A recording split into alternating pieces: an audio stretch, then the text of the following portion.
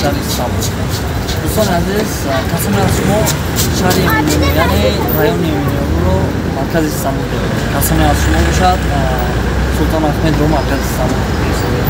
دوستان عزیز، از من در یک جای تاریخی قرار دارم که این در محله قلندرخانه در جاده ددفم جای بوده است. دوستان عزیز، در پشت من چقدر دیده شده اید این مسجد بزرگ نامش مسجد شاهزاده است.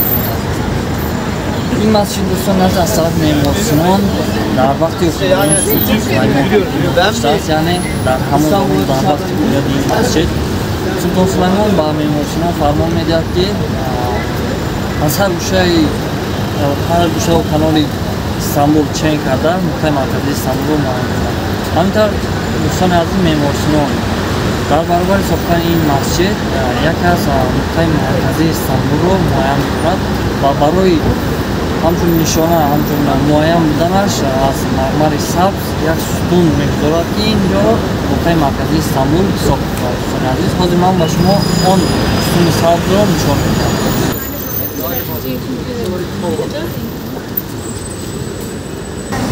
همینطور دوستان عزیز، حاضر من در بر یمان ستون سبز قرار دارم. دوستان عزیز، این از طرف معمار سیمان بنا شده است. دوستان عزیز، این در زمان حکمرانی سلطان سلیمان ساخته شده است. در اینجا دوستان عزیز تاریخ همین ستون نوشته شده است.